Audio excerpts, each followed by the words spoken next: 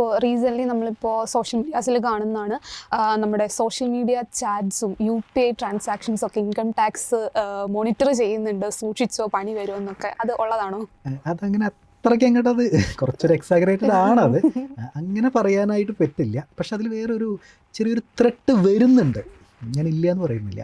ഇപ്പോൾ പുതിയ income tax act വരുന്നുണ്ടല്ലോ, അതായത് ഇപ്പോൾ നമ്മുടെ 2025 ഇൻകം ടാക്സ് ഇപ്പോൾ ബില്ല് വന്നത് ആക്ട് ആവാനായിട്ട് പോവാണ്.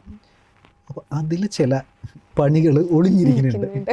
അതായത് അവിടെ ഒരു വെർച്വൽ സ്പേസ് ഉണ്ടല്ലോ, അപ്പോൾ അതായത് നിങ്ങളുടെ എല്ലാ അസറ്റ്സ് അല്ലെങ്കിൽ ഒരു വെർച്വൽ സ്പേസിൽ പോലും ഇൻകം ടാക്സ് ഡിപ്പാർട്ട്മെൻറ്റിന്, അതായത് ഫോർ എക്സാമ്പിൾ ഞാനത് കറക്റ്റായിട്ട് പറയുകയാണെന്നുണ്ടെങ്കിൽ നമുക്കൊരു ലോക്കർ ഉണ്ട് എന്ന് കരുതും. അപ്പോൾ നമ്മുടെ ഈ ലോക്കർ ഉണ്ടല്ലോ, ഇത് ഒരു സെർച്ചിൻ്റെ ഒക്കെ ഭാഗമായിട്ടേ ഇൻകം ടാക്സ് ഡിപ്പാർട്ട്മെൻറ്റ് ഈ ലോക്കർ ഇൻ കേസ് അയാളുടെ പെർമിഷൻ ഇല്ലെങ്കിൽ പോലും എന്ത് ചെയ്യാനായിട്ട് ഓപ്പൺ ചെയ്യാനുള്ള റൈറ്റ് ഉണ്ട്.